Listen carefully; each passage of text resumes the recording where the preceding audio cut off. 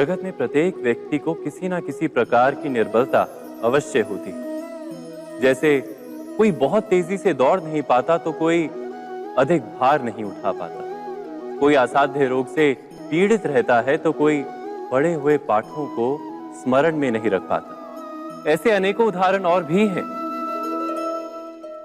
क्या आप किसी ऐसे व्यक्ति को जानते हैं जिसे सब कुछ प्राप्त हो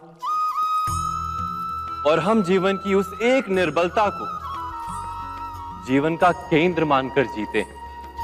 इस कारणवश हृदय में दुख और असंतोष रहता है सदा। निर्बलता मनुष्य को जन्म से अथवा संजोग से प्राप्त होती है, किंतु उस निर्बलता को मनुष्य का मन अपनी मर्यादा बना लेता है। किंतु कुछ व्यक्ति ऐसे भी होते हैं जो अपने पुरुषार्थ और श्रम से उस निर्बलता को पराजित कर देते हैं। क्या भेद है उनमें और अन्य लोगों में? क्या आपने कभी विचार किया है? सरल सा उत्तर है इसका। जो व्यक्ति निर्बलता से पराजित नहीं होता, जो पुरुषार्थ करने का साहस रखता है हृदय में, वो निर्बलता को पार कर जाता है। अर्थात निर्बलता अवश्य ईश्वर देता है, किंतु मर्यादा मनुष्य का मन ही निर्मित करता है। स्वयं विचार कीजिए।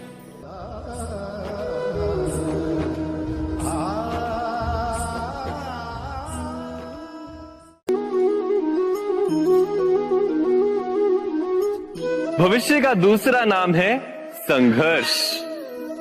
हृदय में आज इच्छा होती है और यदि पूर्ण नहीं हो पाती तो हृदय भविष्य की योजना बनाता है। भविष्य में इच्छा पूर्ण होगी ऐसी कल्पना करता रहता है, किंतु जीवन ना तो भविष्य में है ना अतीत में। जीवन तो इस क्षण का नाम, अर्थात इस क्षण का अनुभव ही जीवन का अनुभव। पर हम ये जानते हुए भी इतना सा सत्य समझ नहीं पाते। या तो हम बीते हुए समय के स्मरणों को घेर कर बैठे रहते हैं, या फिर आने वाले समय के लिए हम योजनाएं बनाते रहते हैं और जीवन जीवन बीत जाता है। एक सत्य यदि हम हृदय में उतार लें कि ना हम भविष्य देख सकते हैं, ना ही भविष्य निर्मित कर सकते हैं, हम तो केवल धैर्य और साहस के साथ भविष्य को आलिंगन दे सकते हैं, स्वागत कर सकते हैं भविष्य का। तो क्या जीवन का हर पल जीवन से नहीं भर जाएगा? स्वयं विचार कीजिए।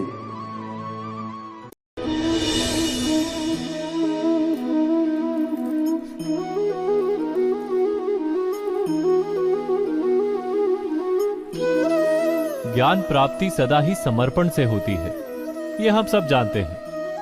किंतु समर्पण का वास्तविक महत्व क्या है? क्या हमने कभी विचार किया? मनुष्य का मन सदा ही ज्ञान प्राप्ति में विभिन्न बाधाओं को उत्पन्न करता है।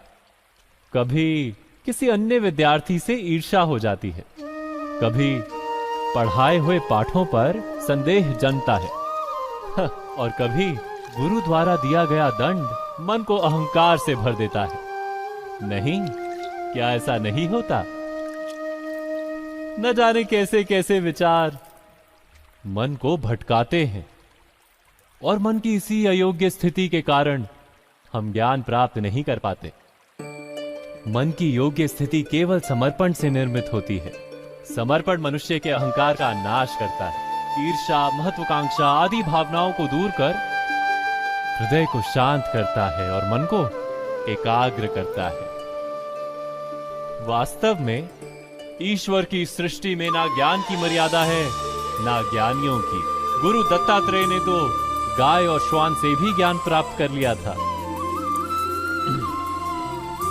अर्थात विषय ब्रह्म ज्ञान का हो या जीवन के ज्ञान का या गुरुकुल में प्राप्त होने वाले ज्ञान का, उसकी प्राप्ति के लिए गुरु से अधिक महत्व है उस गुरु के प्रति हमारा समर्पण। क्या ये सत्य नहीं?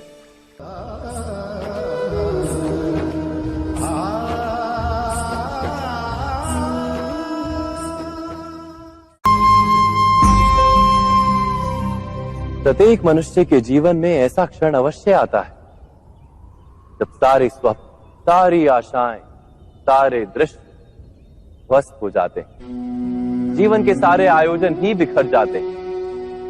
एक और धर्म होता है और दूसरी ओर सुख।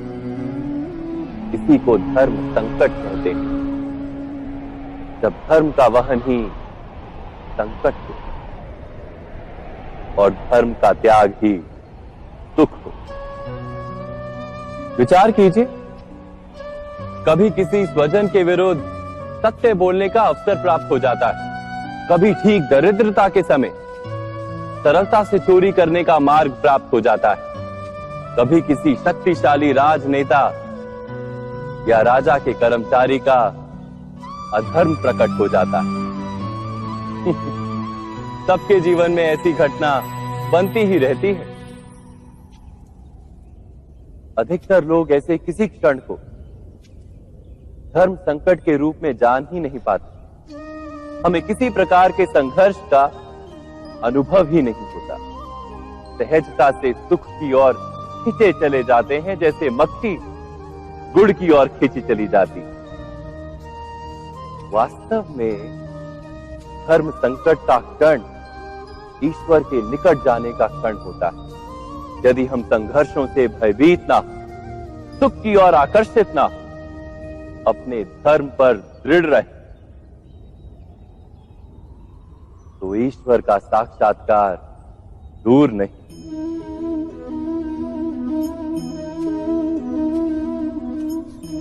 पवन से युद्ध करने वाला पत्ता यदि पेड़ से गिरता है तो भी आकाश की ओर उठता है। पवन से झुकने वाली घास वहीं भूमि पर रह जाती है। अर्थात धर्म संकट से यदि हम संकट को ही टाल दें तो सुख तो मिलता है, जीवन बढ़ता है, किंतु क्या चरित्र नहीं टूटता? क्या आत्मा दरिद्र नहीं हो जाती? क्या ईश्वर से अंतर नहीं हो जाता? स्वयं विचार कीजिए। दो व्यक्ति जब निकट आते हैं तो एक दूसरे के लिए सीमाएं और मर्यादाएं निर्मित करने का प्रयत्न अवश्य करते हैं। हम यदि सारे संबंधों पर विचार करें तो देखेंगे कि इन सारे संबंधों का आधार यही सीमाएं हैं जो हम दूसरों के लिए निर्मित करते हैं। और यदि अनजाने में भी कोई अन्य व्यक्ति इन सीमाओं को तोड़ता है तो उसी क्षण हमारा हृदय क्रोध से भर जाता है। इन सीमाओं का वास्तविक रूप क्या है? क्या हमने कभी विचार किया? सीमाओं के द्वारा हम दूसरे व्यक्ति को निर्णय करने की अनुमति नहीं देते। अपना निर्णय उस व्यक्ति पर थोपते, अर्थात किसी की स्वतंत्रता का अस्वीकार करते हैं हम। और जब स्वतंत्रता का अस्वीकार किया जाता है तो उसका हृदय दुख से भर जाता है। और जब वो सीमाओं को तोड़ता है तो हमारा हृदय क्रोध से भर जाता है। क्या ऐसा नहीं होता?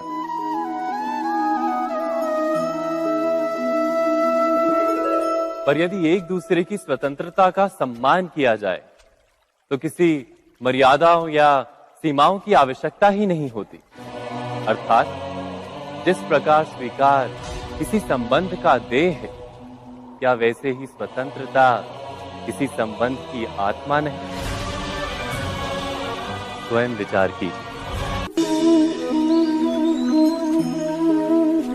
सबके जीवन में ऐसा प्रसंग अवश्य आता है कि सत्य कहने का निश्चय होता है हृदय में, किंतु मुख से सत्य निकल नहीं पाता। कोई भय मन को घेर लेता है। किसी घटना अथवा प्रसंग के बारे में बात करना या फिर स्वयं से कोई भूल हो जाए उसके बारे में कुछ बोलना, क्या ये सत्य है? नहीं, ये तो केवल तथ्य है। अर्थात जैसा हुआ था वैसा केवल बोल देना सामान्य सी बात। किंतु कभी कभी उस तथ्य को बोलते हुए भी भय लगता है। कदाचित किसी दूसरे की भावनाओं का विचार आता है मन। दूसरे को दुख होगा ये भय भी शब्दों को रोकता है। तो ये सत्य क्या है? क्या हमने कभी विचार किया है? जब भय रहते हुए भी कोई तथ्य बोलता है तो वो सत्य कहलाता है। वास्तव में सत्य कुछ और नहीं, केवल निर्भयता का दूसरा नाम है। और निर्भय होने का कोई समय नहीं होता, क्योंकि निर्भयता आत्मा का स्वभाव है। अर्थात क्या प्रत्येक क्षण सत्य बोलने का क्षण नहीं होता?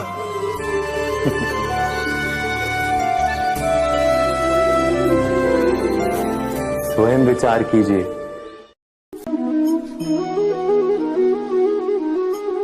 श्रेष्ठता का क्या अर्थ है? श्रेष्ठता का अर्थ है दूसरों से अधिक ज्ञान प्राप्त करना।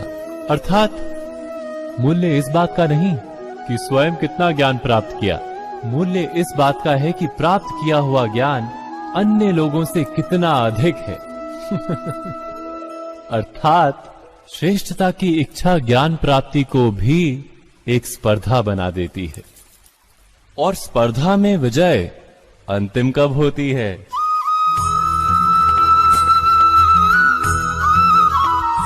कुछ समय के लिए तो श्रेष्ठ बना जा सकता है, किंतु सदा के लिए कोई श्रेष्ठ नहीं रह पाता। फिर वही असंतोष, पीड़ा और संघर्ष जन्म लेता है। किंतु श्रेष्ठ बनने के बदले यदि उत्तम बनने का प्रयत्न करें तो क्या होगा? उत्तम का अर्थ है कि जितना प्राप्त करने योग्य है वो सब प्राप्त करना, किसी से अधिक पाने की इच्छा से नहीं, मात्र आत्मा की तृप्ति हेतु कुछ प्राप्त करना। उत्तम के मार्ग पर किसी अन्य से स्पर्धा नहीं होती, स्वयं अपने आप से स्पर्धा होती है। अर्थात उत्तम बनने का प्रयत्न करने वाले को देर अबेर सारा ज्ञान प्राप्त हो जाता है, बिना प्रयत्न के ही वो श्रेष्ठ बन जाता है। किंतु जो श्रेष्ठ बनने का प्रयत्न करता है वो श्रेष्ठ बने या ना बने, उत्तम कभी नहीं बन पाता।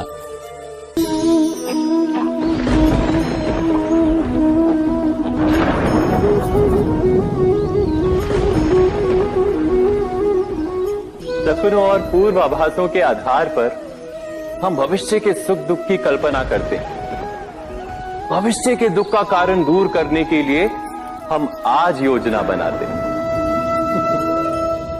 किंतु कल के संकट को आज निर्मूल करने से हमें लाभ मिलता है या हानि पहुंचती है? ये प्रश्न हम कभी नहीं करते। सत्य तो ये है कि संकट और उसका निवारण साथ जन से, व्यक्ति के लिए भी और सृष्टि के लिए भी। नहीं, आप अपने भूतकाल का स्मरण कीजिए, इतिहास को देखिए। आप तुरंत ही ये जान पाएंगे कि जब जब संकट आता है तब तब उसका निवारण करने वाली शक्ति भी जन्म लेती है। यही तो जगत का चलन है। वस्तुतः संकट ही शक्ति के जन्म का कारण है। प्रत्येक व्यक्ति जब संकट से निकलता है तो एक पद आगे बढ़ा होता है, अधिक चमकता है, आत्मविश्वास से अधिक भरा होता है, न केवल अपने लिए अपितु विश्व के लिए भी। क्या ये सत्य नहीं? वास्तव में संकट का जन्म है एक अवसर का जन्म, अपने आप को बदलने का, अपने विचारों को ऊंचाई पर करने का अवसर, अपनी आत्मा को बलवान और ज्ञान मंडित बनाने का अवसर। जो ये कर पाता है उसे कोई संकट नहीं होता, किंतु जो ये नहीं कर पाता वो तो स्वयं एक संकट है विश्व के लिए। विचार कीजिए।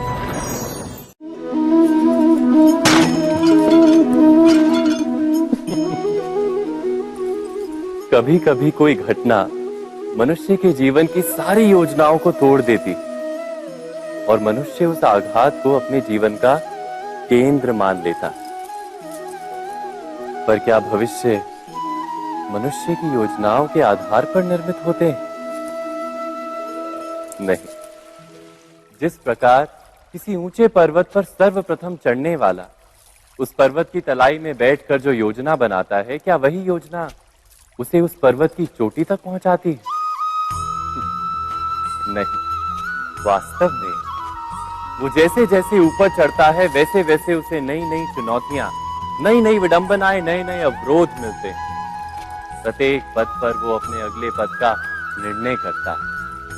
प्रत्येक पद पर उसे अपनी योजनाओं को बदलना पड़ता है। कहीं पुरानी योजना उसे खाई में ना ढकेल दे।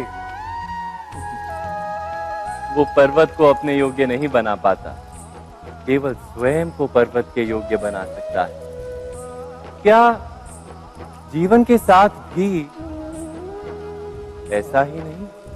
जब मनुष्य जीवन में किसी एक चुनौती को, एक अवरोध को अपने जीवन का केंद्र मान लेता है, अपने जीवन की गति को ही रोक देता है, तो वो अपने जीवन में सफल नहीं बन पाता और ना ही सुख और शांति प्राप्त कर पाता। अर्थात जीवन को अपने योग्य बनाने के बदले स्वयं अपने को जीवन के योग्य बनाना ही सफलता और सुख का एकमात्र मार्ग नहीं। स्वयं विचार कीजिए।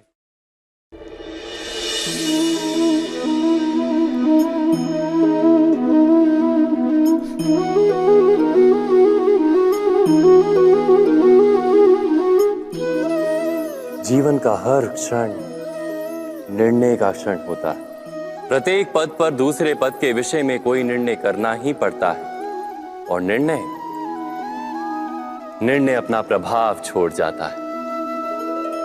आज किए गए निर्णय भविष्य में सुख अथवा दुख निर्मित करते हैं, ना केवल अपने लिए, अपने परिवार के लिए भी, आने वाली पीढ़ियों के लिए भी। जब कोई दुविधा सामने आती है तो मन व्याकुल हो जाता है, अनिश्चय से भर जाता है। निर्णय का वो क्षण युद्ध बन जाता है और मन बन जाता है युद्ध भूमि। अधिकतर निर्णय हम दुविधा का उपाय करने के लिए नहीं, केवल मन को शांत करने के लिए लेते हैं। पर क्या कोई दौड़ते हुए भोजन कर सकता है? नहीं। तो क्या युद्ध से जूझता हुआ मन कोई योग्य निर्णय ले पाएगा?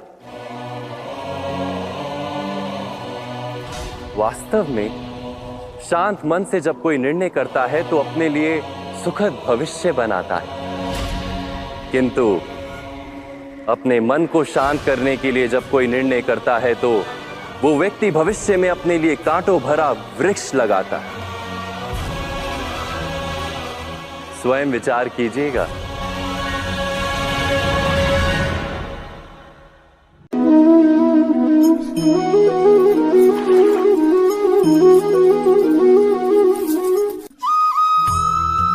जीवन में आने वाले संघर्षों के लिए जब मनुष्य स्वयं को योग्य नहीं मानता, जब उसे अपने ही बल पर विश्वास नहीं रहता, तब वो सद्गुणों को त्याग कर दुर्गुणों को अपनाता है।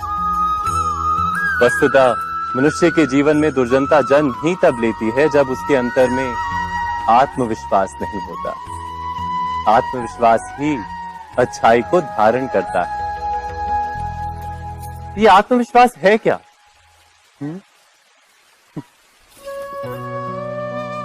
जब मनुष्य ये मानता है कि जीवन का संघर्ष उसे दुर्बल बनाता है, तो उसे अपने ऊपर विश्वास नहीं रहता।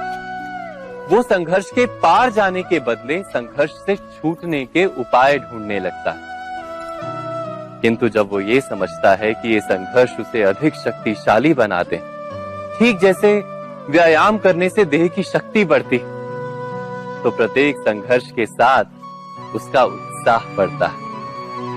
अर्थात आत्मविश्वास और कुछ भी नहीं, मन की स्थिति, जीवन को देखने का दृष्टिकोण मात्र है।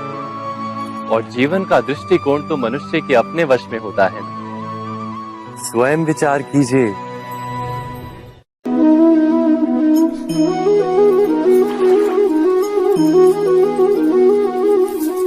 पिता सदा ही अपने संतान के सुख की कामना करते, उनके भविष्य की चिंता करते रहते।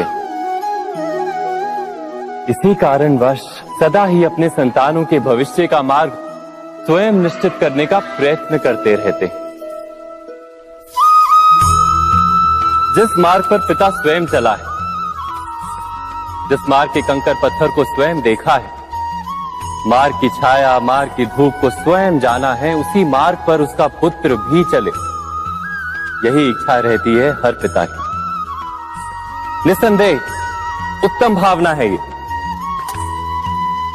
किंतु 3 प्रश्नों के ऊपर विचार करना हम भूल ही जाते हैं।